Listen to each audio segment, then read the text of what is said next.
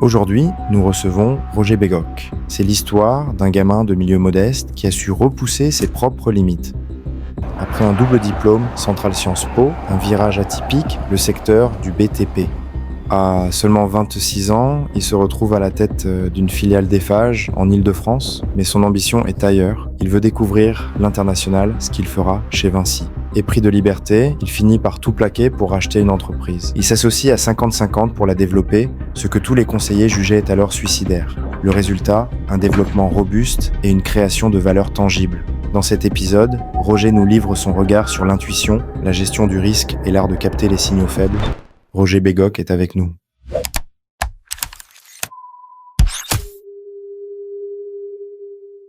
Bonjour Roger, bonjour Thomas. Bonjour Thomas, bonjour Oscar. Merci beaucoup de nous rejoindre aujourd'hui pour ce 4e épisode de Signum. Donc pour nos auditeurs et aussi pour toi, le but de Signum est d'interviewer des gens d'horizons distincts qui à un moment donné ont capté un signal qui a changé le cours de leur vie. Ça peut être de l'entrepreneuriat comme toi ou ça peut être d'autres chemins que le business. Et donc nos auditeurs le verront, tu es le client type pour cet entretien. Donc d'abord, pour que nos auditeurs comprennent, tu as déjà un parcours atypique pendant tes études. Tu as fait quelque chose qui n'était pas commun à l'époque. Tu as fait 2 diplômes à la fois. Ouais, mais si j'ai le droit, je remonte même juste encore un peu avant en parlant de signes. Ouais. Puisque c'est le thème du podcast, ouais. Signum. Et ça m'a fait réfléchir. Vous m'avez fait réfléchir parce que je me suis rendu compte. Donc je me suis posé la question. Je me suis dit, alors voilà, c'est quoi les signes qui t'ont fait, qui ont pu marquer pour toi un tournant? Et alors, j'avoue que je me suis rendu compte que j'en ai eu. Mais alors, j'ai été long à la comprenette, c'est-à-dire que je ne les ai pas compris tout de suite. À chaque D'accord. fois, il m'a fallu, et donc je vous donnerai 2-3 exemples, je trouve que c'est assez rigolo, mais il m'a fallu 1 an, 2 ans après. Puis au bout de Ok. 2 ans, donc je suis très très lent, je suis désolé, mais quand même, c'est mieux que 0. J'ai fini par comprendre, mais c'est jamais été immédiat. Et donc le premier, c'est même pas ce à quoi tu faisais allusion, le fait de faire deux écoles, mais c'est le même sujet. C'est que je suis un fils de paysan breton, né dans le Nord Finistère, et à Brest. Et à Brest, je ne sais pas si vous connaissez cette belle ville, on n'y va pas par hasard en général, Ouais. mais c'est d'abord un port militaire. La marine nationale à Brest, bon, voilà. Et c'est le poumon de la ville et c'est ce qu'on appelait l'arsenal, qui était évidemment un établissement d'État. Et à l'époque, quand j'étais adolescent, c'était très important et la culture militaire de l'époque, c'était de tout internaliser. Les militaires dépendaient, alors même le pain qu'on mangeait à midi devait être bleu, blanc, rouge, quoi, pratiquement. Voilà, tout était interne et notamment tout le système de formation était interne. Et donc, il y avait une école interne qui dupliquait l'éducation nationale, et avec les mêmes cours, mais qui était pour les propres besoins des arsenaux et qui était sélective, qui était avait un concours d'entrée pour des petits gamins de 14 ans. Et mes parents, croyant bien faire, en disant « Tu seras fonctionnaire, mon fils, et tu auras la garantie de l'emploi », il faut les comprendre, les pauvres, c'est des petites gens. Ils se sont dit « Ça serait bien pour toi ». Et en fait, à 14 ans, on n'a pas son libre arbitre. Ah, bien sûr. Et donc, je suis rentré, j'ai réussi le concours et je me suis retrouvé donc à partir de 14 ans, c'est petit, 14 ans, à devoir aller à l'école tous les jours en franchissant une enceinte militaire, en devant montrer mes papiers à des militaires, à des gardes. C'est spécial quand même. Alors que les autres gamins, ils allaient courir les filles au lycée normalement. Enfin, bon, voilà. C'était un internat? C'était pas un internat, Non. heureusement, non. Et pourquoi je raconte ça, c'est que j'y suis allé et j'ai pas été malheureux parce que honnêtement l'enseignement était de qualité et puis Ouais. j'ai pas été malheureux, puis je me suis fait des très bons amis. Mais le signal est venu après, c'est que je suis allé jusqu'au bac, j'ai passé le bac, je l'ai eu et là je me destinais naturellement à poursuivre en prépa scientifique dans la filière. Je me posais pas de questions, j'avais 17 ans. Et là, on m'a dit, ben non, tu peux pas aller en prépa parce que le règlement dit que pour rentrer en prépa, chez nous, il faut être majeur. Je dis, ah, excusez-moi, j'ai 1 an d'avance, je suis mineur. Et qu'est-ce qu'on fait? Eh ben, c'est le règlement. Je dis, je peux comprendre? Non. À l'armée, le règlement, c'est le règlement. C'est la règle. Là, ça, et Et que devinez-vous que j'ai fait? Je me suis plié parce que le signal, je l'ai pas compris. J'ai pas compris que j'étais un peu chez les fous quand même et que c'était kafkaïen. Je l'ai pas compris tout de suite. J'ai accepté et j'ai redoublé. C'est pas idiot, mais bon. J'ai redoublé donc et j'ai donc passé une année de nouveau à refaire la même chose alors que j'avais le bac. Bon. Et quand même au Et bout t'as passé le bac une deuxième fois? Non, mais je l'avais déjà. Et au bout d'un an, le signal, je me suis dit non. Mais il m'a fallu un an. D'abord, t'es un peu chez fou quand même là. Hein, c'est voilà l'absurdité à ce point-là, c'est Kafka. Et puis t'es enfermé quoi. Et la claustrophobie intellectuelle est née là. Sauve-toi. C'est là que je me suis dit, sauve-toi, tant qu'il en a encore temps, tant que tu t'as pas remboursé les études ou je ne sais quoi. Sauve-toi. Mais le signal, c'était un an avant, et la conclusion, c'était que je me sentais enfermé dans cet univers militaire. Pour le coup, le symbole était réel, et je me suis enfui. Et enfui, oui, voilà. Et la double formation, c'est la même chose. En fait, j'ai fait ça toute ma vie. J'ai passé ma vie à chercher la porte de sortie. Ou à vouloir ouvrir la fenêtre pour respirer l'air pur de mon Nord Finistère natal. Mais c'est la même chose, c'est le besoin d'air pur, de liberté. Et je ne savais pas le dire comme ça à l'époque. Et c'est vrai que la double formation, c'est rigolo parce que donc, j'intègre l'école centrale, école prestigieuse, sympathique. Et à l'époque, il y avait un campus à l'américaine qui était magnifique et où on travaillait pas énormément et la vie estudiantine était superbe. Enfin bon, c'était le paradis. Ouais. C'était le paradis, cette école. Et j'en garde des souvenirs émus. Sauf qu'au bout d'une année, ça recommençait. Je me sentais enfermé à l'école centrale. Personne ne s'est jamais senti enfermé à l'école centrale, sauf moi. Ils étaient tous très heureux. Et moi non. Alors, je voulais sortir de ce campus et je voulais aussi, ça c'est un peu le symbole, mais je voulais sortir des sciences de l'ingénieur qui me plaisaient que moyennement. Voilà. Que tu as fait par défaut, en fait. J'étais bon en maths, je me suis retrouvé là, mais les sciences de l'ingénieur, c'était pas tout à fait mon truc. J'avais du mal à mettre des mots. C'est compliqué de s'assumer, faire une espèce de coming out professionnel en disant mais t'es à l'école centrale, mais en fait c'est pas tout à fait ça. C'est pas là où tu devrais être. C'est pas là où tu devrais être. Et Sciences Po, c'était ce qu'il me fallait, quoi. Parce que là, Sciences Po, j'étais comme un gamin dans un magasin de sucrerie, quoi. La liste des cours de Sciences Po, Raymond Barre, Carrère d'Ancos, Alain Duhamel, je vous parle des gens de l'époque, ils sont, voilà. Mais, dans tous les domaines, enfin, voilà, c'était, autant les cours de centrale, ça me barbait, autant ceux-là, voilà, j'étais très, très heureux, quoi. Et donc, donc, je me suis enfui de centrale, mais quand même, en ayant les pieds sur terre, j'ai mené les deux parcours. Je ne suis pas enfui complètement. J'ai quand même passé le diplôme de centrale. Et c'était pas fait pour? Ah non, parce que c'était le premier. Je ne sais pas s'il y en a eu d'autres après, d'ailleurs, mais maintenant, c'est différent. Mais oui, j'étais le premier. Enfin, souvent, ce qui se faisait, c'était en dernière année. Voilà. En dernière année de centrale, on commençait Sciences Po. Ça pouvait se faire. Donc, ça se chevauchait un peu. Mais moi, je m'étais fixé comme objectif de faire les deux, d'être diplômé, pas le même jour, mais le même mois. Voilà. Okay. Voilà. J'y suis arrivé. T'as dit quelque chose de très intéressant sur le fait que tu es passé toute ta vie quasiment à chercher de l'air, de la liberté. Ouais. Pour mettre un peu nos éditeurs et auditrices dans le contexte, peut-être que tu l'as trouvé de par l'entrepreneuriat et le rachat d'entreprise. Ouais. Mais avant ça, il y a eu quand même une étape intermédiaire qui t'a peut-être, à ce stade-là, donné de la liberté. C'était le monde de l'entreprise, qui plus est dans l'industrie des bâtiments, du BTP. Alors, c'est à la fois la suite de ce qu'on vient de dire et le hasard. La suite, parce que cette histoire de double formation, c'était quand même pas complètement simple, surtout pour les stages en entreprise, parce que la scolarité, j'y arrivais à peu près, les cours, etc. Mais les stages, évidemment, chaque école demandait un stage ou des stages, et c'était trop simple. Un stage pour l'une ne convenait pas, n'était pas validé, homologué par l'autre. Hein, ça marche jamais. Donc, je devais faire 2 fois plus de stages que la moyenne des gens, et quand vous êtes en stage, vous n'êtes pas en cours. Donc là, c'est plus compliqué. Et en fait, le bâtiment, ça vient de là, par plus grand des hasards, parce que je connaissais rien au bâtiment. Et c'est pas glorieux pour le bâtiment ni pour l'école centrale, parce que je suis allé voir le service des stages de l'école centrale et je leur ai dit, écoutez, je vous explique ma situation. Je vous demande pas un passe-droit, je vous demande pas une tolérance, mais je vous demande juste, si vous pouvez me trouver une boîte un peu compréhensive sur le fait que j'ai deux cursus et que donc je serai sans doute pas aussi disponible l'étudiant lambda. que l'étudiant lambda. Reste, ouais. Et ils m'ont dit, bon, écoute, va dans le BTP, c'est un secteur d'has-been, il n'y a que des nazes là-dedans, ils te prendront bien, ils prennent n'importe qui. Donc, voilà, c'est vraiment... Voilà l'image qu'avait le bâtiment C'est dingue, ouais. à l'école centrale. Et alors, l'histoire est pleine de rebondissements parce que j'ai écouté leurs conseils et j'ai sollicité un stage. Alors, j'ai pris le bottin des boîtes de bâtiments, je ne connaissais aucune. Et je suis tombé sur une boîte qui s'appelait Fougerolles et ça n'existe plus.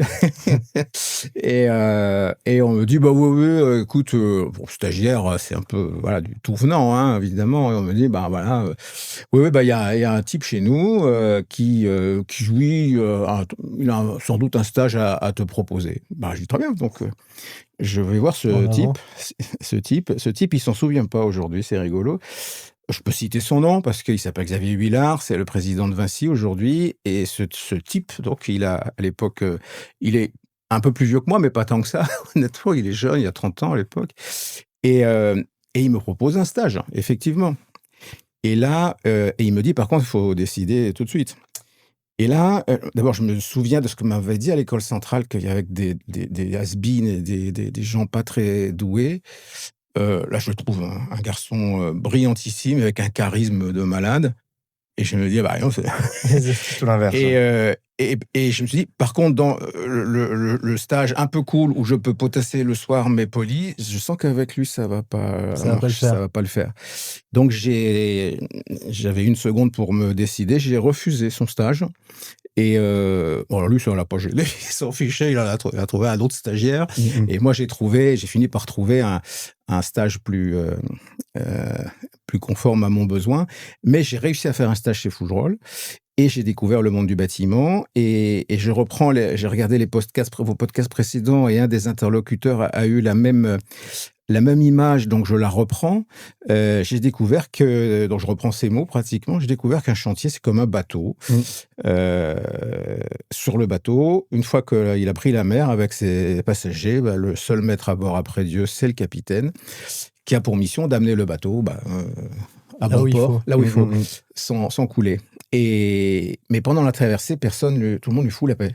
Et il doit juste amener ses passagers. Et je me suis dit, ça, c'est un chantier, c'est pareil. Un chantier de bâtiment, il y a un patron, seul maître à bord. C'est pas le PDG de Vinci qui est sur le chantier ou d'Eiffage, hein. C'est le directeur, le conducteur de travaux, enfin, on l'appelle comme on veut. Et cette notion d'autonomie déjà maximale, c'est presque une petite entreprise, un chantier. Et alors ça, donc c'est le hasard, mais j'ai tout de suite vu que ça, c'était mon besoin d'autonomie, il était là. À l'époque, je rêvais pas d'indépendance encore.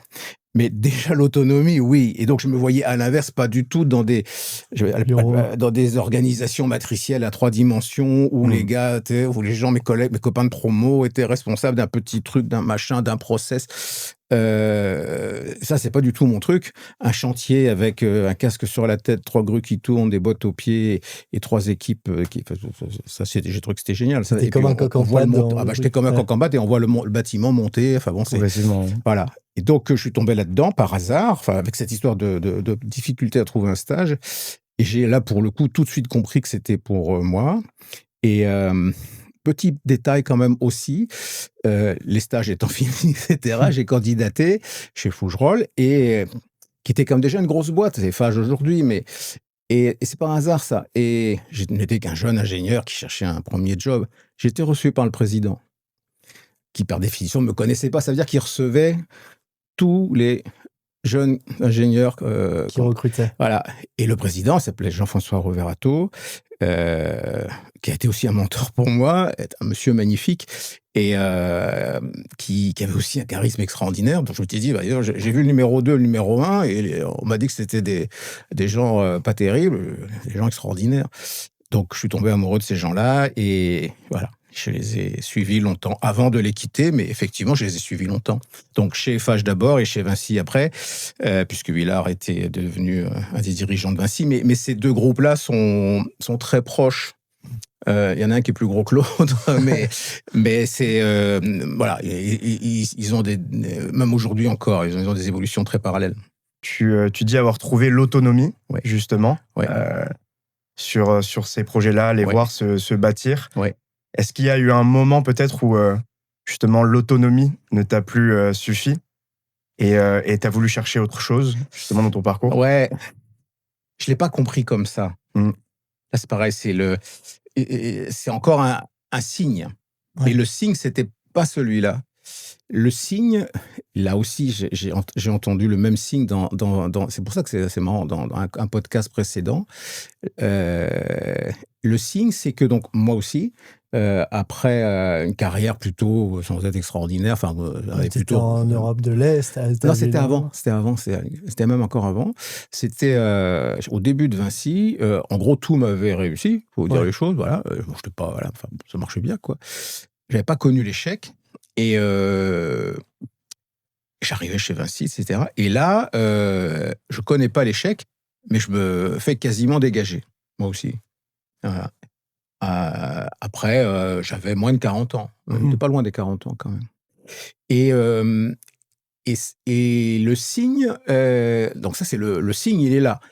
Je l'ai pas compris tout de suite. Enfin, j'en ai compris la moitié tout de suite, je te le disais hors antenne, si je puis dire, c'est que je me suis dit, bon, mon petit gars, le boulet n'est pas passé loin, je n'ai pas été dégagé, pour finir, je n'ai pas été viré de Vinci, mais c'est pas loin. Le boulet n'est pas passé loin, tu ferais bien d'organiser ton indépendance financière. Okay. J'étais déjà père de famille, comme beaucoup de gens, à 40 ans, et j'étais pas d'une famille aisée, et je me suis dit, bah oui, donc que ça te serve de leçon, organisons, couple, notre indépendance financière. C'est venu de là, et le signe que je n'ai pas perçu, c'était que parce qu'après j'ai continué chez Vinci encore quelques années en faisant des choses qui m'ont plu d'ailleurs, mais que mon temps dans les grands groupes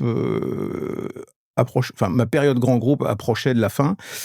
Et j'ai compris après, c'est que la conclusion que j'ai tirée de ça, un peu caricaturale, mais j'aime bien être un peu caricatural, c'est que ce que je dis à mes enfants aujourd'hui qui ont votre âge, un peu plus, je leur dis, vous savez les gars, si vous faites virer avant 35 ans, c'est que vous l'aurez mérité. Parce que c'est que vous avez fait des conneries. Bon, parce que quand on est jeune dans la vie, sauf des cas exceptionnels, mais il n'y a pas d'enjeu sur votre personne, donc vous êtes bon, vous êtes gratifié, vous faites des bêtises, voilà, c'est rationnel, vous êtes jugé sur vos mérites. Quand vous avez plus de 55 ans, c'est place aux jeunes. Bon, vous êtes d'abord un vieux. Bon, donc là, c'est un autre débat. Et entre les deux, entre 35 et 55, c'est quand même une longue période. Pour peu que vous soyez monté, ça c'est mon interprétation, je ne demande pas à tout le monde de partager mon avis, mais pour peu que vous soyez un peu monté dans des sphères un peu de direction, le mérite compte nettement moins que l'intrigue et la politique interne dans les entreprises. Et en fait, ça, je me suis effectivement posé la question, mais à ce moment-là, de me dire, avant l'indépendance, c'est que je me suis dit, mais d'abord, est-ce que les 20 années qui t'attendent, plutôt avec effectivement une position plutôt dans le haut de la pyramide, c'est ça qui t'attend. Et je me suis posé la question de savoir si je voulais faire ça. Et l'autre question qui n'est pas la même, c'est est-ce que j'avais le talent de faire ça.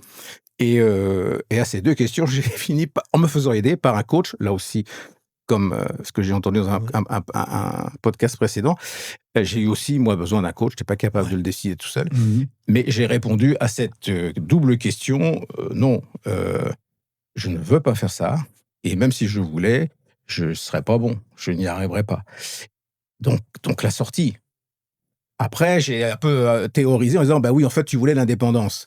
Oui, mais c'est venu par par ce biais de ce que c'est qu'un grand groupe, même si j'étais très heureux dans ces grands groupes, quand on arrive à la quarantaine avec des postes de responsabilité. C'est un autre sport. C'est plus du tout, c'est pas le même sport que quand on est jeune et quand on est dans le concret, à mon avis. Et ça, c'est quelque chose que tu as vu arriver ou vraiment c'est au fil des expériences que tu as eues que tu as compris cette nuance? Le fait de se faire presque virer, alors que j'avais pas eu le temps d'échouer dans le poste qu'on m'avait confié, j'avais pas eu le temps. Donc c'était que de la politique interne, j'ai compris après, c'était que de la politique interne.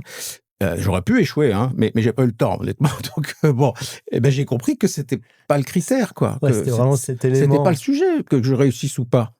j'étais pris dans des jeux de politique interne et c'est très courant, ça. Ouais. Alors qu'à 25 ans ou à 30 ans, sauf si vous êtes vraiment une météorique, vous avez une carrière vraiment extraordinaire et que vous menacez déjà les anciens de 50 ans à 30 ans, bon, bah là, vous risquez de vous prendre un boulet. Mais normalement, si on a une carrière plus normale, vous n'êtes pas encore dangereux. Devenez dangereux un peu plus tard. C'est là que ça se gâte. Enfin, c'est là que ça se gâte, ou que certains qui ont le goût de l'intrigue et le talent de l'intrigue s'épanouissent. Chacun son truc. Mais quand on sait que c'est pas son truc, il vaut mieux prendre la tangente parce que sinon, après, on a des illusions. Ça se passe pas très bien après. Et donc, comment tu as construit cette suite petit à petit? Parce que je suis sûr que les idées devaient fuser avant que tu aies un plan concret. D'abord, il y a une période où tu n'es pas très à l'aise, hein, parce que tu as un mal-être, tu sens que cette histoire de grand groupe, ça va pas le faire. Ouais. Mais ça fait 20 ans que tu fais ça, et tu fais des choses extraordinaires. Tu voulais me faire parler d'un petit peu de l'Europe de l'Est, oui, c'est-à-dire que alors ça a aussi joué, c'est que le dernier poste que j'ai occupé dans un grand groupe, c'était un poste magnifique. Je vous le raconte parce que c'est le président de Vinci qui me dit, il me dit Roger, voilà, on était dans les années début des années 2000, c'était les années où les pays de l'Europe de l'Est s'apprêtaient à rentrer dans l'Europe communautaire. Et pas besoin d'être très malin pour imaginer que ces pays allaient booster, quoi, et qu'allaient vite rejoindre le standard ouest européen. Et en gros, le président de Vinci m'a dit, écoute, on n'est pas très présent, enfin Vinci Énergie, une des grandes branches de Vinci, on n'est pas très fort, même pas fort du tout, dans ces pays-là. Ta mission, elle est simple, c'est à coup de rachat, de nous construire et d'intégrer, parce que acheter c'est facile, intégrer c'est plus difficile, mais technique, acheter les entreprises pour le compte de Vinci et de les intégrer au réseau Vinci Énergie. Le carnet de chèques n'était pas un problème, mais par contre, pas se gourer, quoi, parce que évidemment, c'est ce qu'on se disait tout à l'heure, une croissance externe qui tourne mal, ça vient à la cata quand même. Mais c'était passionnant parce que je n'étais jamais allé en Roumanie, en Tchéquie, en Slovaquie, en Hongrie, enfin en Pologne, et donc je ne parlais évidemment qu'une de ces langues-là, et j'y connaissais rien. Et 5 ans après, on avait acheté à peu près des boîtes dans chacune de ces pays-là et intégré, et elles y sont toujours. Et je te disais que ça me fait très plaisir, c'est que les dirigeants sont toujours là et sont toujours des amis. Voilà. Donc ça, c'était plutôt sympa. Donc j'ai fait ça. Donc évidemment que quand on fait ça, on se dit, mais pourquoi t'arrêter, quoi? Parce que c'était grisant, super grisant, évidemment. C'était et donc ce qui m'a fait franchir le pas, c'est d'abord quand même dans ma petite tête, genre, c'est comme tout, quoi. Acheter des boîtes. Quand on l'a jamais fait, c'est comme tout dans la vie. La première fois, ça fait très peur. Bon, voilà. J'avais vu un avocat, un expert comptable, des due diligence. Enfin bon, tout ça, c'est compliqué quand même. Et quand vous l'avez fait 5 ou 6 fois, j'ai dû le faire 5 ou 6 fois, ça fait moins peur. La mécanique. Voilà. Donc du coup, je me dis, si je le faisais pour moi, au lieu de le faire pour Vinci. Oui, ça enhardit un peu, donc ça c'est quand même assez logique.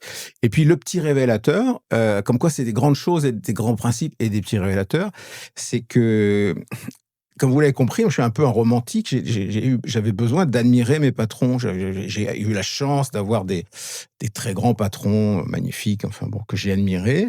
Bon, après, après ça passe, mais j'ai eu besoin de ça.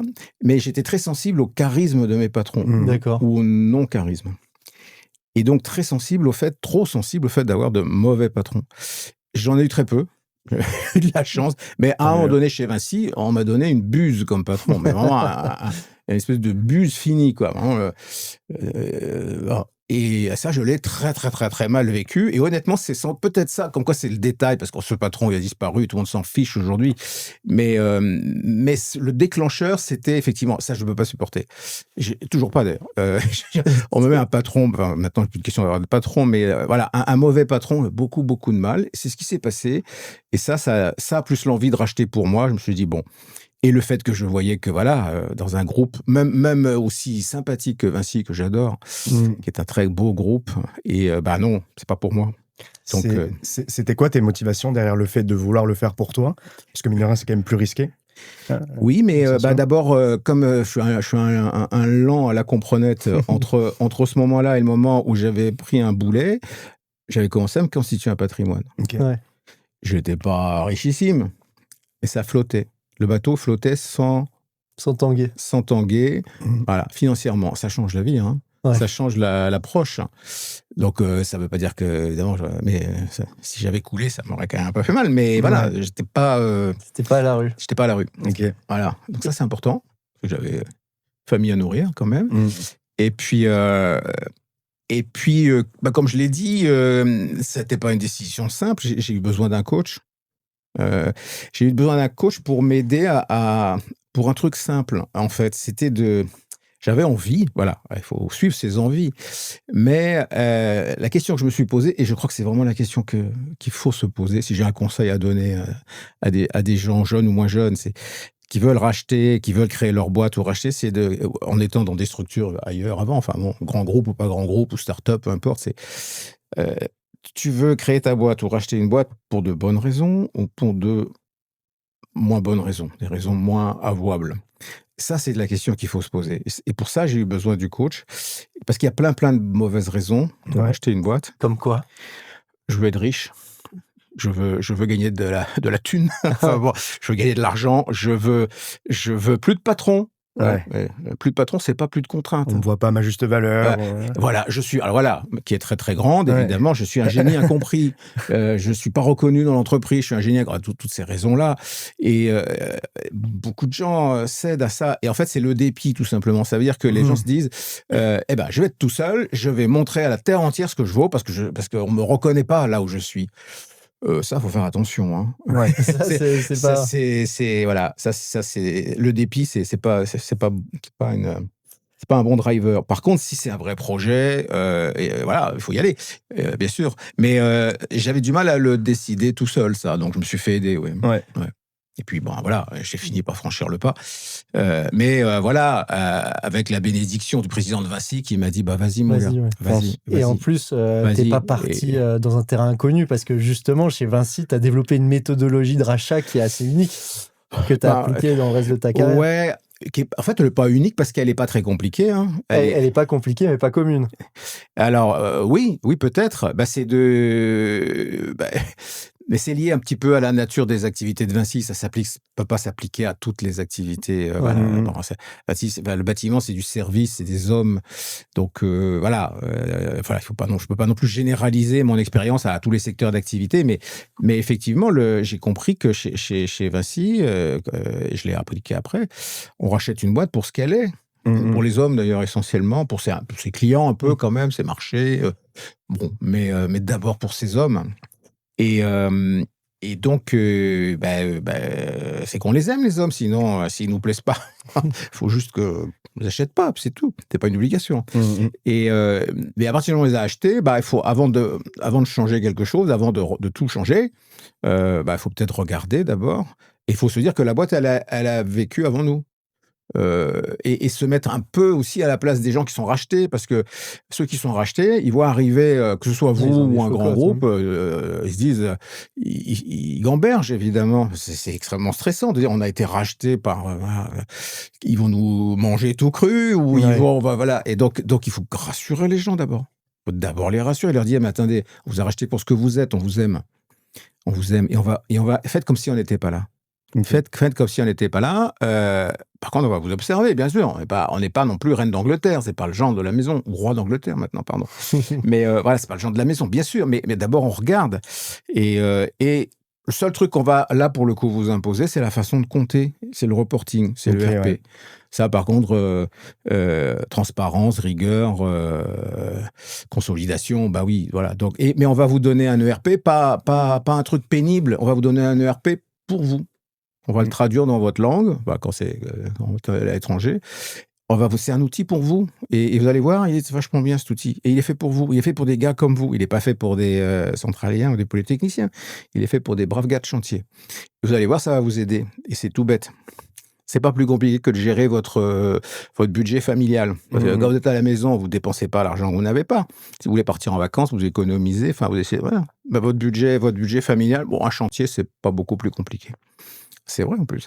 Et donc, ça, c'est la méthode Vinci, de respecter les hommes et de les faire grandir.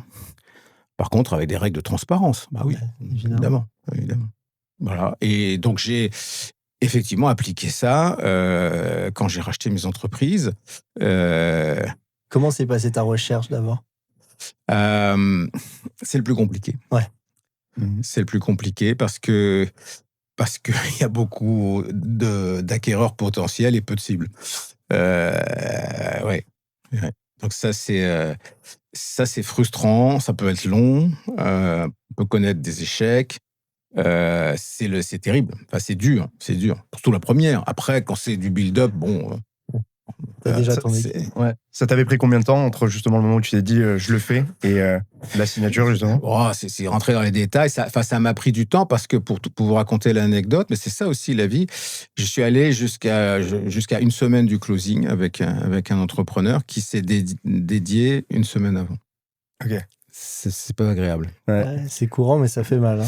À courant, je sais pas, mais en tout cas, moi, ça m'a pas fait plaisir parce que on se projette déjà. D'abord, en plus, c'est la première, donc c'est avec vos petits sous, hein, vous payez tous les frais, enfin, les audits, les avocats, tout ça. J'avais monté le business plan, le montage financier, enfin, j'ai tout, quoi. Et une semaine avant, le cédant a renoncé. Ouais. Donc, donc ça décale d'autant, quoi. Voilà, donc ça m'a pris une bonne année quand même. Hein. Ouais, parce qu'il y a une relation particulière. Finalement, le cédant, c'est sa boîte, son bébé, il veut pas non plus le laisser à qui que ce soit, j'imagine. Ou peut-être ça, c'était une raison. Ça dépend.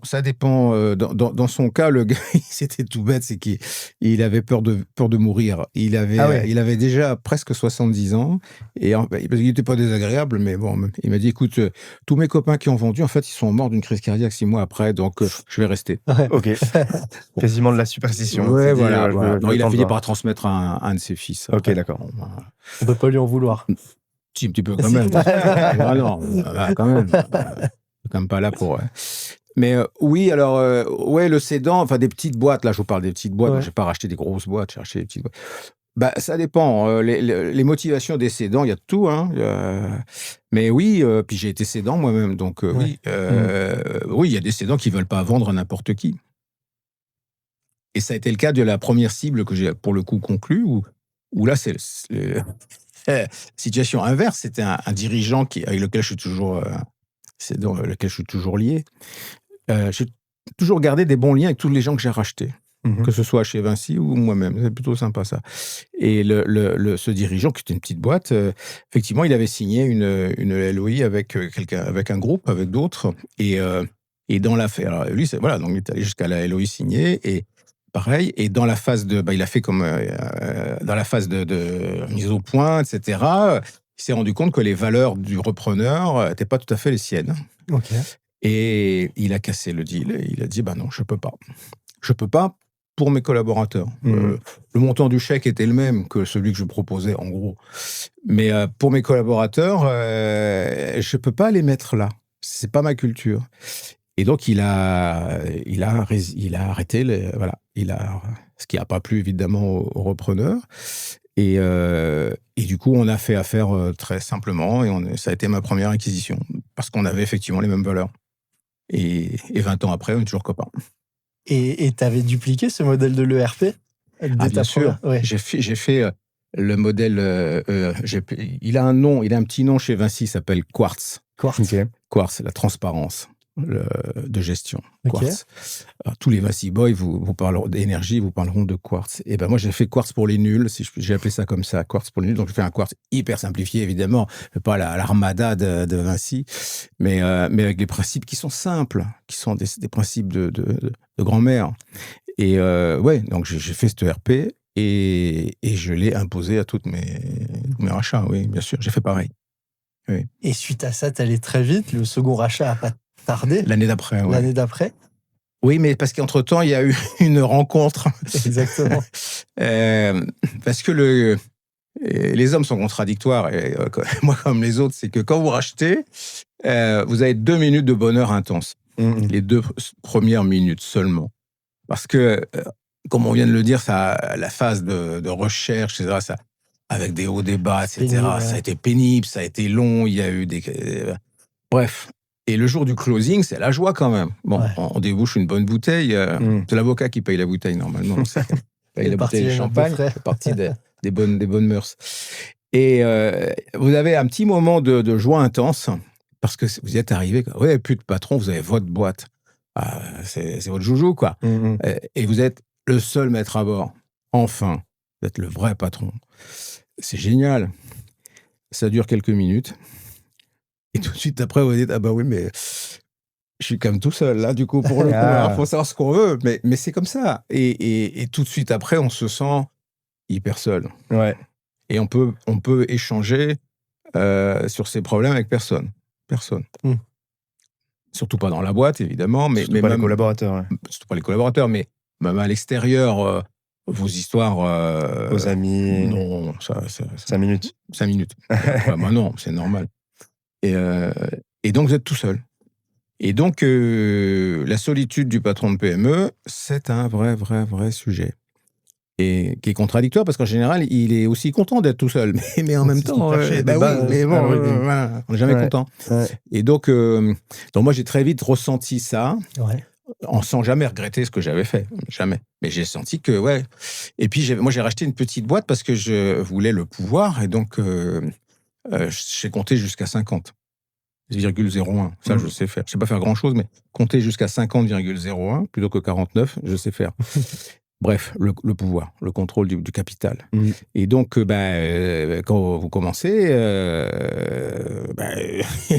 vous connaissez les équations. Enfin bon, vous pouvez pas acheter très gros, sauf si vous avez des moyens énormes. Mais si vous n'avez pas des moyens énormes, vous achetez à la mesure de vos moyens. Donc, c'est petit. Et quand vous êtes à la tête de cette petite boîte, vous avez envie de la faire grandir, mais quand c'est tout petit, ça va pas vite, quoi. Enfin, vous pouvez souffler dessus. Bon, moi, la boîte que j'ai reprise, elle faisait 3 millions d'euros de chiffre d'affaires. C'est pas beaucoup, 3 millions d'euros de chiffre d'affaires. Donc, 20 personnes, 3 millions. Petite coquille de noix, quand même, quoi. Ouais. Donc, pour faire grandir, Donc, vous êtes tout seul à la tête d'une coquille de noix. Vous me dites, OK, tu l'as voulu. Bah oui, mais quand même. Et donc pour moi, je voulais grandir plus vite, je voulais faire de la croissance externe. Mais pour ça, il fallait des fonds propres. Enfin, si je voulais garder le pouvoir, ce qui n'était pas négociable pour moi, il fallait des capitaux supplémentaires et de la matière grise supplémentaire. Donc, il fallait s'associer. Mais s'associer, c'est aussi une démarche très compliquée parce que c'est presque contradictoire avec la démarche d'être patron. C'est un mariage. Oui, c'est un mariage. Bon, moi j'ai eu de la chance parce que j'ai trouvé le bon associé. Voilà, donc c'est un peu de la chance ça. Mais voilà, donc je me suis marié. Et tu as fait quelque chose de assez paradoxal par rapport à ce que tu cherchais, la liberté. Tu as décidé de faire 50-50 avec ton associé, ce que normalement tout avocat déconseille. Tout le monde me l'a déconseillé. Oui, ça c'est sûr. Mais comme je te l'ai dit, l'avocat, c'est pas lui qui dirige à ta place. L'avocat, tu prends ses conseils ou pas. Et il faut le laisser à sa place, l'avocat, comme l'expert comptable. Ils ont une science que tu n'as pas, donc tu les écoutes. C'est pas eux qui décident. Sinon, ils seraient entrepreneurs. Ils ne le sont pas. Donc voilà, et donc il se trouve que c'est déjà compliqué de trouver un associé. Il se trouve que j'en ai trouvé un. Enfin, j'ai trouvé un. C'était aussi les circonstances, c'est que sa vie faisait au même moment, ça allait quoi. Il était dispo. Et puis je le connaissais bien, mais c'était un peu mon double. Okay. Et donc, voilà,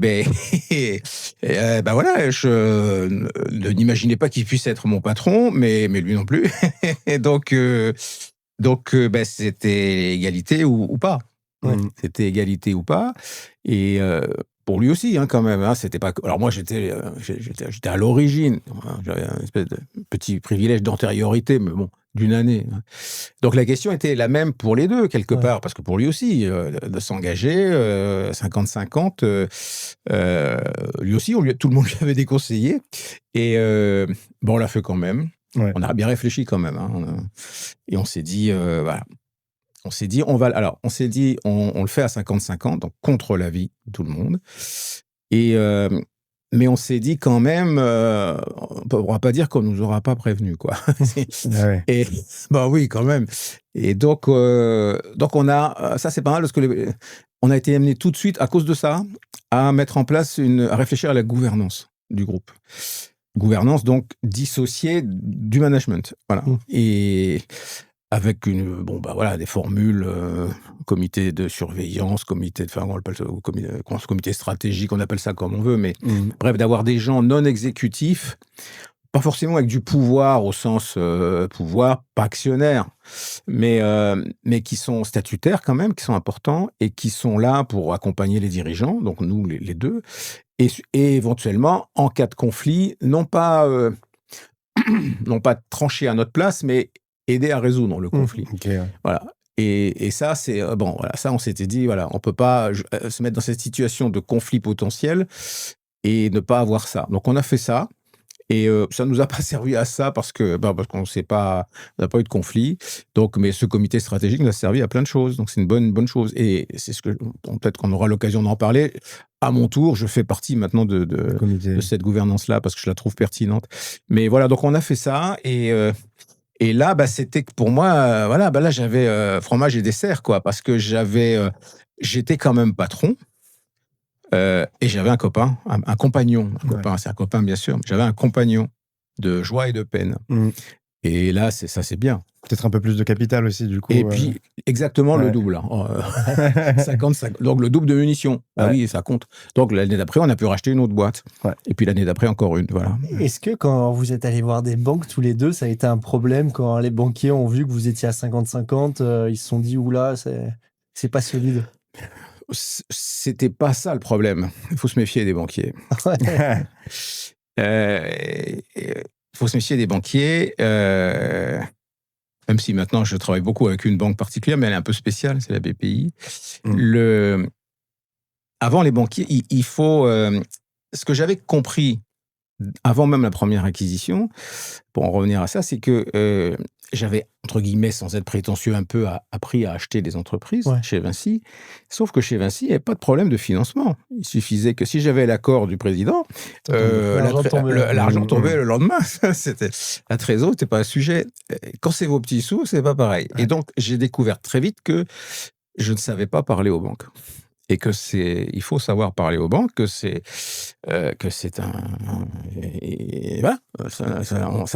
on n'improvise pas un discours avec un banquier.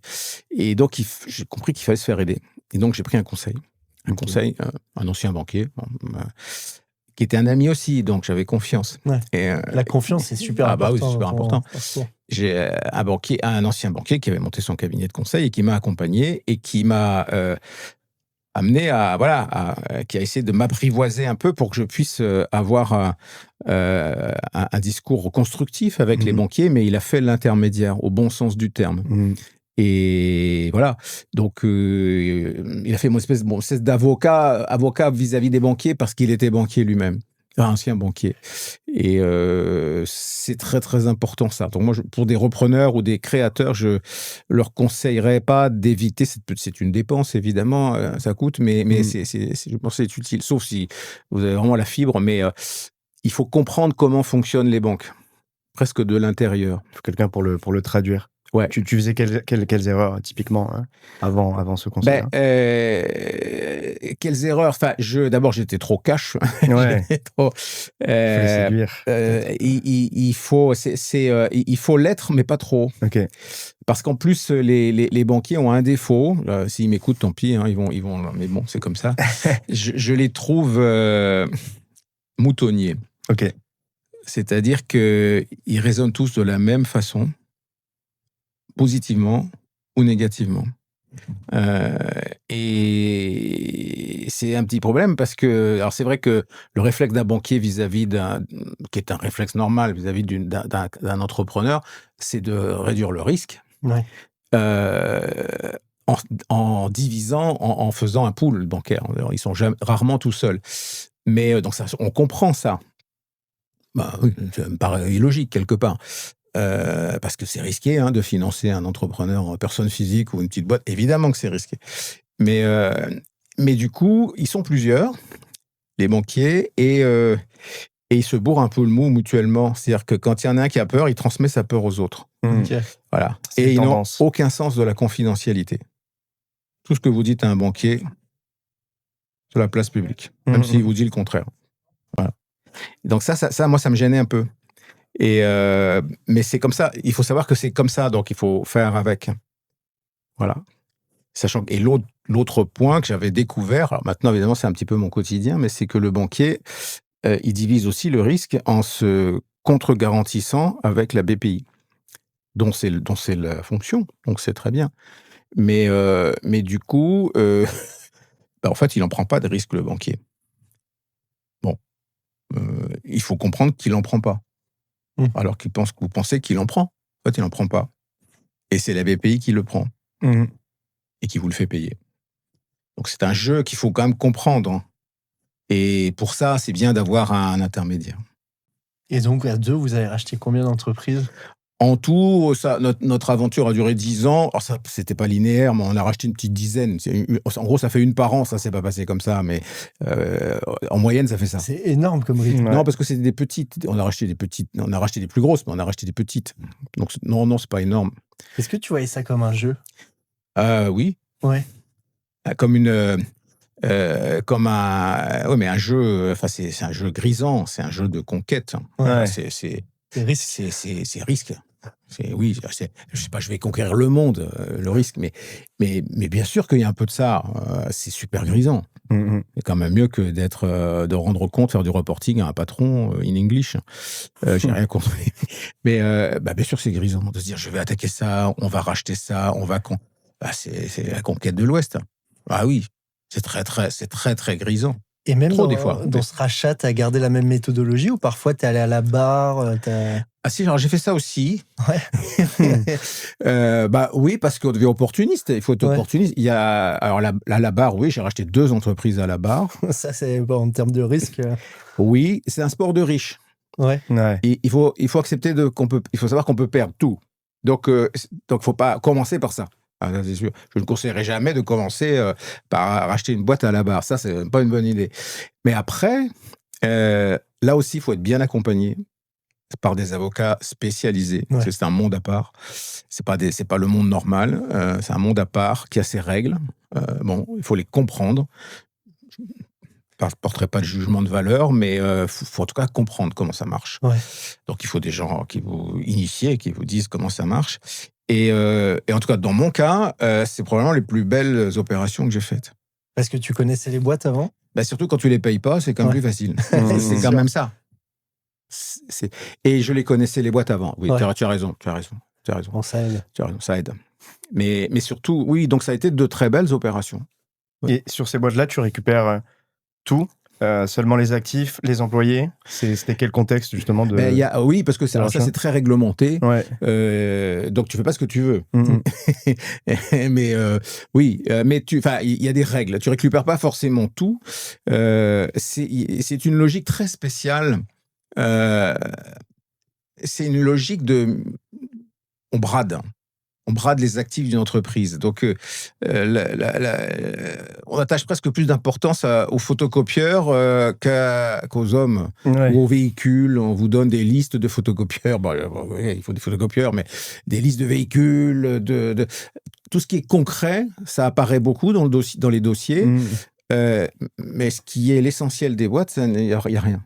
Parce que il y a pas de cabinet qui font ça, etc. Ouais. Donc vous, si vous connaissez pas la boîte, c'est pas facile. C'est très très très risqué, mais bon, vous payez pas non plus. C'est ça. Donc voilà. Donc si vous avez les reins un peu solides, ce qui était mon cas quand je l'ai fait, j'ai joué le jeu et je connaissais les dirigeants qui étaient en dépôt de bilan et ça a été deux très belles opérations. Enfin, pas extraordinaire, mais ça a été de très belles opérations. Oui. Voilà. Donc, c'est un sport de riche, mais je ne conseillerais pas de commencer par ça. Et donc, aussi, un point qui est un peu particulier, c'est que tu as racheté toutes ces boîtes, tu as gardé leur identité propre, Oui. Et au bout d'un moment, sûrement, quand tu commençais à penser à l'après, tu as fait une sorte de bloc unifié tout en gardant les particularités de chacune. C'est pas en pensant à l'après. C'est pas en pensant à l'après. Non. Mais c'est qu'il y a 2 phases naturelles. Je disais tout à l'heure que pour acheter une boîte, il faut commencer par pas changer. Pour la respecter. Bon, enfin, tu vas pas non plus passer ta vie à être, encore une fois, le roi d'Angleterre et à les regarder faire si tu trouves que c'est pas bien. Ouais. Ou qu'on pourrait les faire travailler ensemble, ou je ne sais quoi, etc. Donc, il y a un temps, dans mon cas, ça a pris plusieurs années, mais il y a un moment, en plus, les boîtes, tu rachètes pas des boîtes pour faire enfin, en tout cas, dans mon cas, on fait pas la collection, quoi. C'est pas comme les Pokémon. On rachète des boîtes dont on espère que 1 + 1 fera plus que 2. Ouais. Donc, qu'il y ait des Ça marche. synergies, qu'on bâtisse des offres nouvelles, des complémentarités, des clients nouveaux et du cross-selling. Enfin, bref. Bon.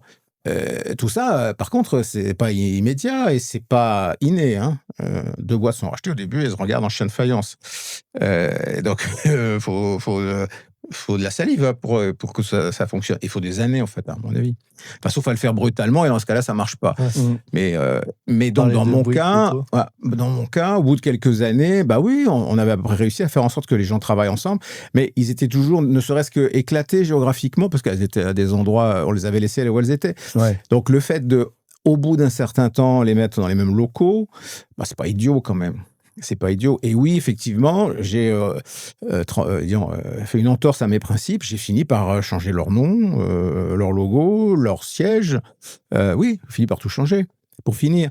Mais on savait ce qu'on faisait déjà. C'est-à-dire voilà, on était chez nous, quoi, quelque part. Je l'ai fait au bout de, je crois, pour tout vous dire, 7 ans. Ok, ouais. Bon, aucun risque. Et ça s'est très, très bien passé. Et au contraire, le fait de rationaliser ça, ça fait que 1 + 1 fait plus que 2, oui.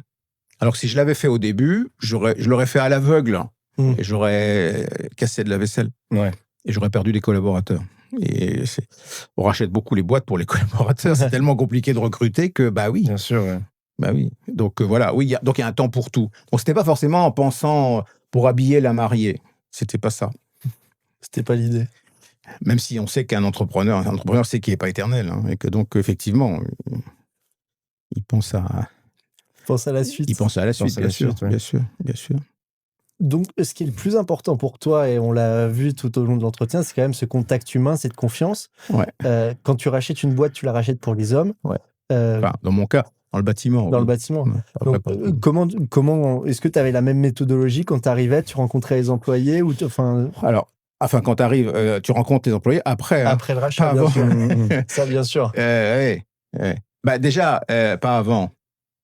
Là, c'est l'éternel débat. C'est un cédant, évidemment, il veut en dire Enfin, d'abord, des fois, il le dit même pas à ses collaborateurs qu'il a engagé un processus de vente, parce qu'on comprend que c'est délicat. C'est délicat, bien Ça, sûr. Bon, donc voilà. Et de l'autre côté, l'acquéreur, il dit bah moi, j'achète des hommes si je les vois pas du tout. J'achète quoi Donc, au bout d'un moment, il faut quand même que l'acquéreur voit les hommes clés. En tout cas, moi, je pense qu'il faut que l'acquéreur voit les hommes clés, même si le cédant est plus que réticent en général. Bon, parce que les boîtes parce que c'est le seul actif, c'est les hommes. Sinon, vous achetez rien, quoi. Enfin, dans le bâtiment, encore une fois. Ne généralisons pas, quoi. Bâtiment, c'est du service, il n'y a pas de capitaux. La valeur comptable des boîtes de bâtiment, c'est rien du tout. C'est très différent d'autres secteurs économiques. secteurs, C'est pas la même chose. Je prétendrais pas. Voilà. Mais dans le monde du service, oui, effectivement, c'est ce qui m'intéresse. Moi, je ne connais que ça, donc je ne saurais pas du tout acheter une boîte industrielle. Je ne saurais pas faire. Mais là, oui, donc les hommes, c'est fondamental, puis c'est ce qui me plaît, quoi. Enfin, voilà. C'est ce qui me plaît. D'attirer des gens, de construire une communauté humaine. Ça aussi, c'est grisant. D'attirer des talents ou de les conserver. Leur donner un avenir. C'est plutôt sympa. Et donc, au bout de quelques années, dans votre duo, vous commenciez à avoir des envies qui étaient différentes. Et à ce moment-là, tu as commencé à penser à la suite. On n'avait pas d'envie différente. Même là, on n'avait pas d'envie. Même la fatigue et l'usure étaient partagées. Ok. Ouais, même ça. Alors, mon associé un peu plus que moi, peut-être un poil plus, mais un peu plus lui, bon, voilà. Il avait 50 plus que moi, bon, voilà. Donc, mais on était d'accord. Ouais. On était d'accord pour dire quoi ? Pour dire que d'abord, quand vous êtes deux comme ça, la transmission familiale, déjà, c'est compliqué, quoi. Un peu plus compliqué. Ouais. Ça fait Charlemagne. Bah oui, ça fait Charlemagne. Bon, on a des enfants, les enfants se connaissent d'ailleurs, mais aucun n'est ni de son côté ni du mien. Bon, il y a aucun qui est dans le bâtiment. Donc, pas de sujet familial. Et donc, quoi voilà,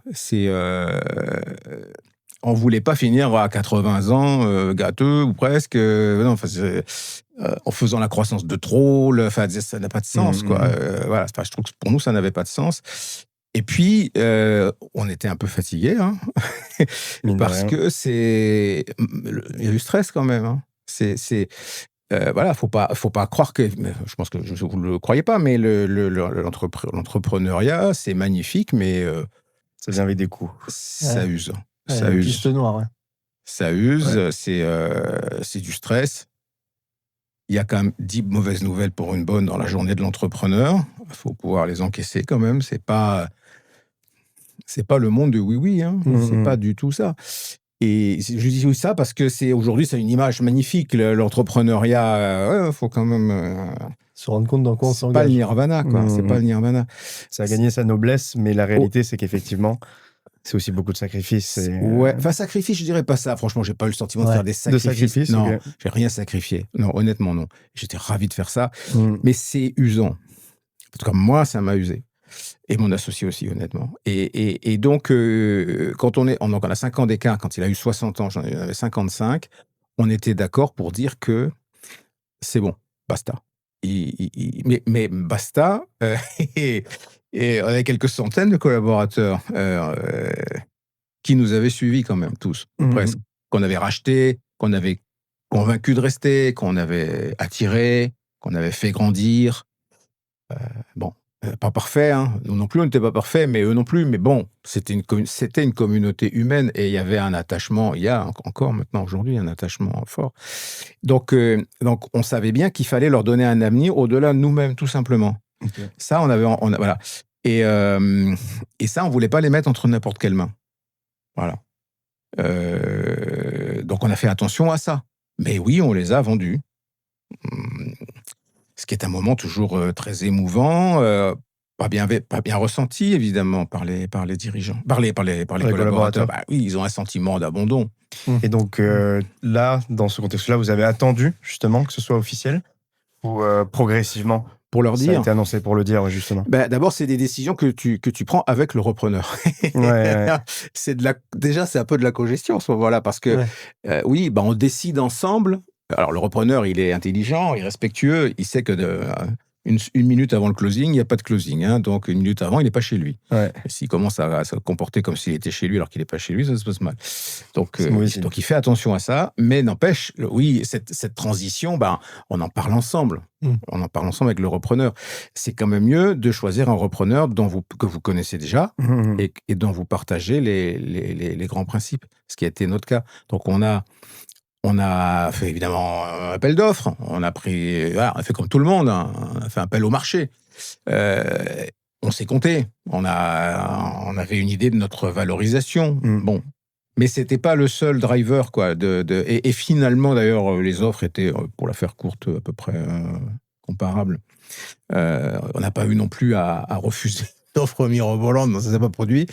Mais donc, on a pris soin de choisir un repreneur qui avait les mêmes valeurs que nous, après qui est différent de nous, on n'est pas forcément d'accord avec lui sur tout, etc., sur la suite, etc. Mais globalement, on se regarde dans la glace, quoi. On a fait le job. On a fait le job. Ça fait 7 ans qu'on a vendu. La boîte est toujours là. Elle a tenu. Ouais. Et elle a tenu. Et ça se passe bien. Alors, il y en a qui sont pas contents, il y en a qui sont partis. Ouais. C'est la vie pour eux non classique. plus, c'est pas un lit de rose. Ouais. Mais globalement, ils n'ont pas cassé le joujou. Eux non plus. Ils n'ont pas cassé le joujou. Et donc, en ton premier investissement et ta sortie, t'as fait un fois combien ? Et évidemment qu'un build-up, ça enrichit son créateur, si c'est ça ta question. Non, c'était pas ma question, évidemment. Mais, oui. C'est pour avoir une idée de l'empire que t'as laissé. Mais c'est sûr que le salariat ne permet pas ça. Ah, c'est sûr. C'est sûr, ouais. Oui. Voilà. Mais c'est pas pour ça qu'on le fait. En tout cas, voilà, parce que je reviens au début, quoi. Si on fait ça pour être milliardaire, c'est pas la bonne motivation. C'est pas la bonne mentalité. Non, parce que et puis on voit pas beaucoup de chances de le devenir. Mais la conséquence logique de ce genre d'opération, oui, c'est que ça paye à la fin. Oui. Ouais. Même si tu faisais pas ça pour ça, justement, quand t'as décroché, ça a été facile ? Ou peut-être D'abord, j'ai pas décroché d'un coup. Ouais. C'est parce c'est que progressif. je suis rentré au capital du repreneur. Ok. D'accord. Ce qui était très important. D'abord, ça a été une bonne opération pour moi et pour rassurer les collaborateurs aussi. Je leur ai dit, bon, je vous vends, oui, mais moi-même, je réinvestis chez le repreneur. Les gens ils se disent, bon, si le chef le fait, pas de C'est bon problème. pour nous. Voilà. Et ils l'ont peut y fait aller. eux-mêmes d'ailleurs aussi. Parce que le repreneur, justement, il a aussi associé les collaborateurs au capital. Donc, mes anciens collaborateurs, ils sont tous actionnaires du repreneur maintenant. D'accord. C'est plutôt bien, quoi. Voilà. Donc, on avait des valeurs communes. Et ensuite, j'ai accompagné. J'ai accompagné longtemps, plusieurs années. Parce que ça, par contre, c'est toujours classique. Le repreneur, mais on se l'était dit dès le départ, moi, je n'avais pas mon successeur. Je considérais que je n'avais pas mon successeur dans mes équipes. Et le repreneur, il avait personne qui l'attendait chez lui pour prendre ma suite. Donc, puis il y a le Covid qui est arrivé là-dessus, qui a quand même aussi un peu compliqué les choses. Bon, voilà. Donc, j'ai accompagné un certain temps, qui peut pas être. Parce que là, du coup, c'était encore ma boîte et j'étais plus patron. Donc, inutile de vous dire que ça pouvait pas durer très longtemps quand même, mais que c'était une phase d'accompagnement. C'est retourner aux sources. Donc, évidemment, ça pouvait pas durer, mais ça n'a pas personne dans l'esprit de personne. Mais le temps nécessaire, oui. Et quand même, c'était important. Donc, c'est une transition douce. Et puis ils ont fini par trouver un dirigeant. Et puis j'ai continué à les accompagner, même encore après. Du coup, j'ai aidé à faire de la croissance externe parce que c'est des gens que j'aime bien. Et voilà, je suis à l'aise, quoi. C'est pas des.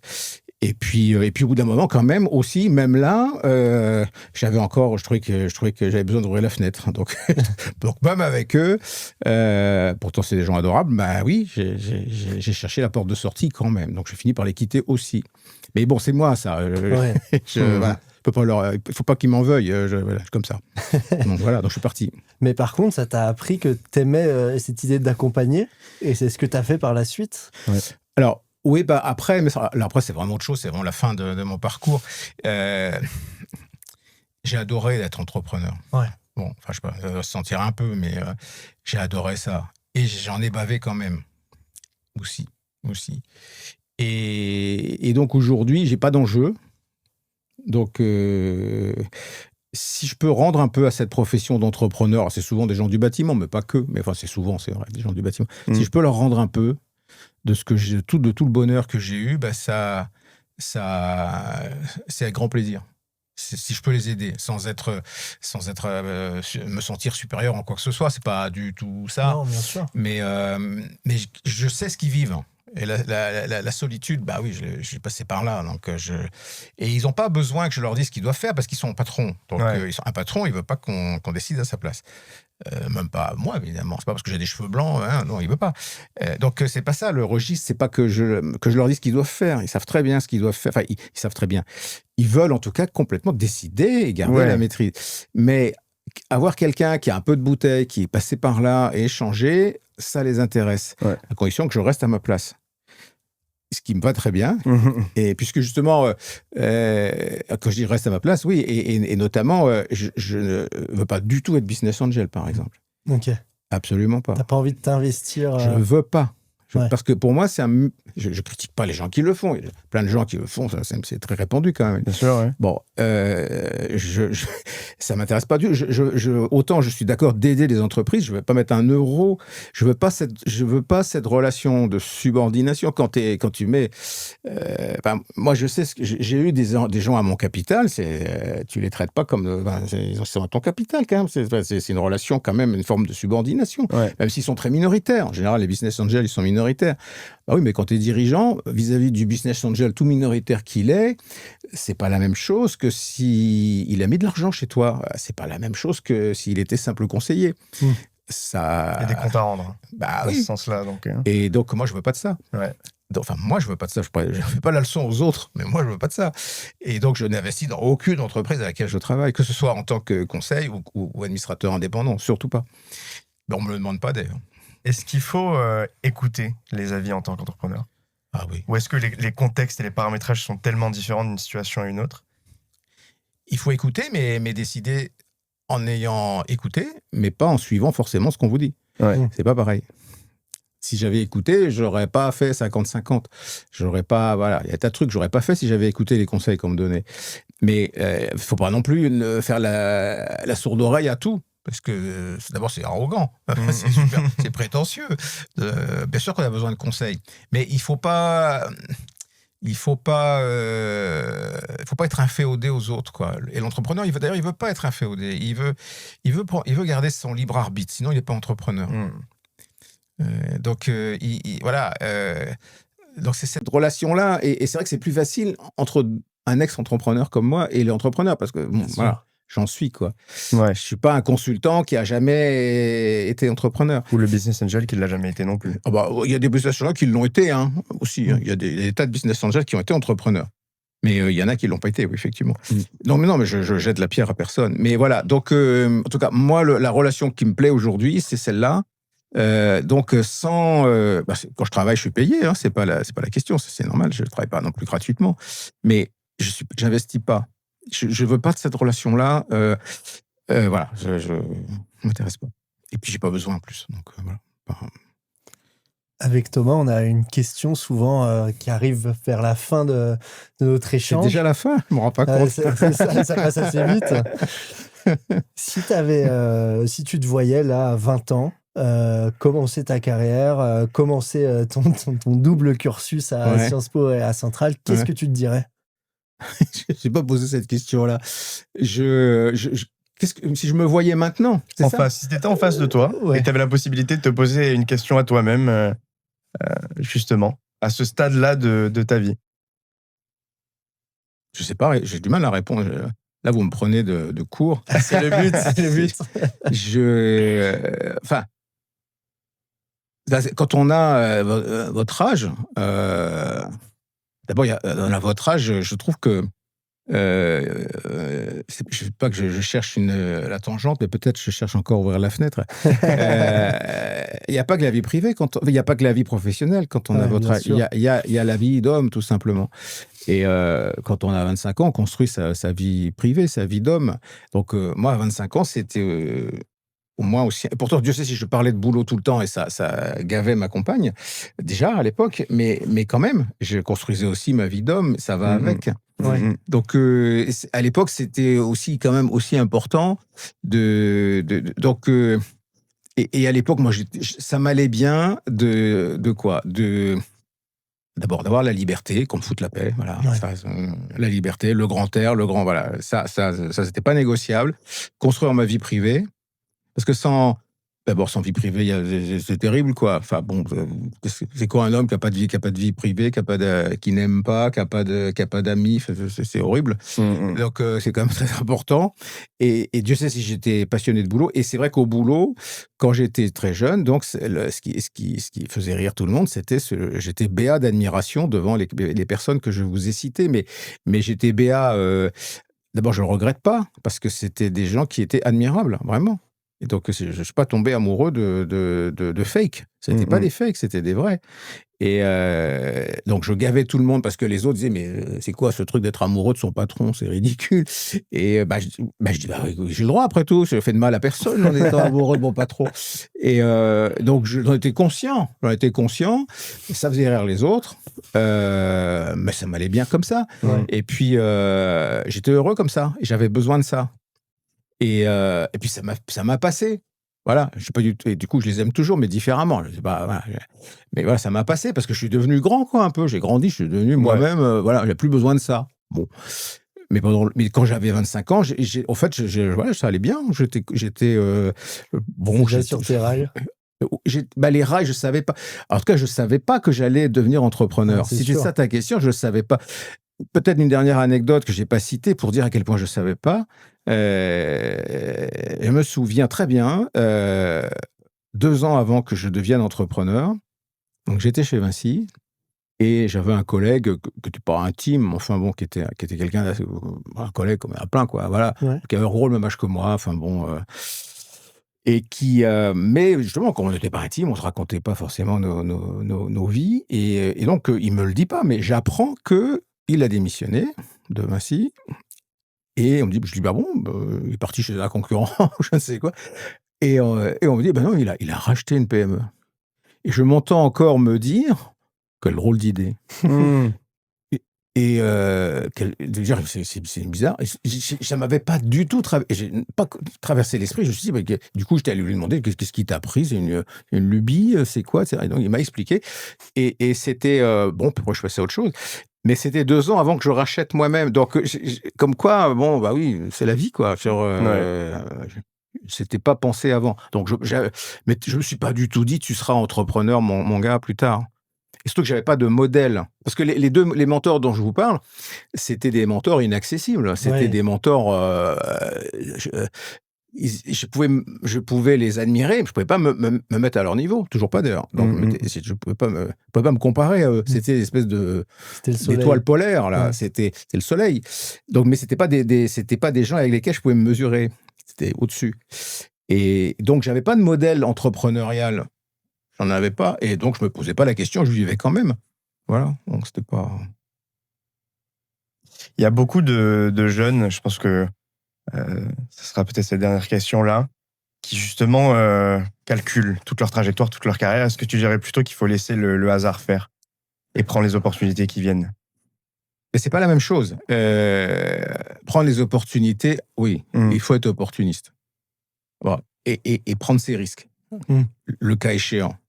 Parce que de tout calcul, si tu calcules tout, tu prends aucun risque. Hein. Tu te dis, oh là là, si je fais ça, donc il faut, de temps en temps, il y a des trains qui repassent pas quand même. Hein, donc bien sûr, bien sûr qu'il y a des trains qui repassent pas. Donc une opportunité, il faut savoir dire, j'y vais. Bon, voilà.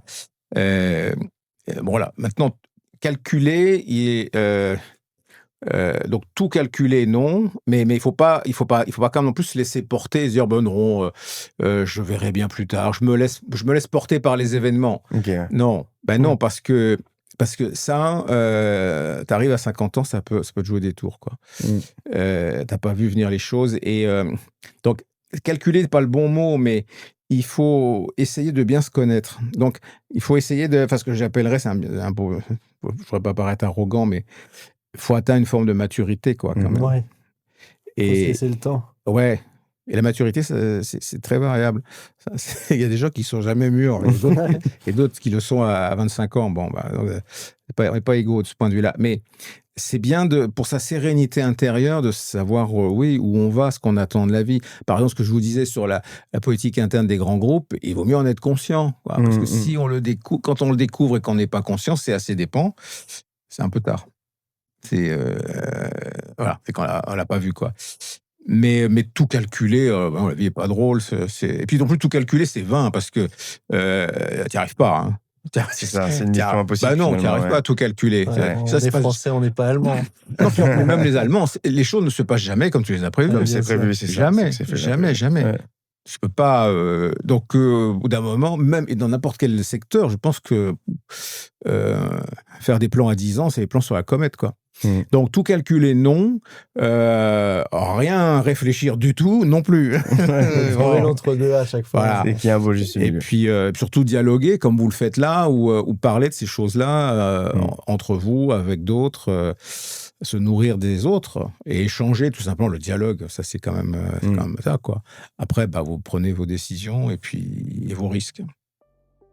Eh bien, c'est magnifique. C'est justement également pour ça qu'on fait ce podcast, pour parler à des personnes comme toi, et surtout pour que nos éditeurs et auditrices puissent également apprendre de ton parcours, des parcours de nos invités. Ouais, on te remercie d'être venu et pour ton temps. On a passé un très bon moment. C'est moi. Et puis, c'est moi. Et puis, voilà, donc j'imagine que vous diffuserez ça. Et moi, je suis toujours à la disposition de tous ceux qui en ont besoin pour me contacter, pour échanger.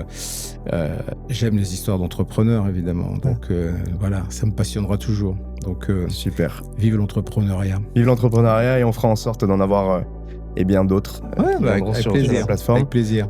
Merci beaucoup. Merci à vous. Beaucoup merci à vous. Et merci à nos auditeurs. Et on Super. peut... Super.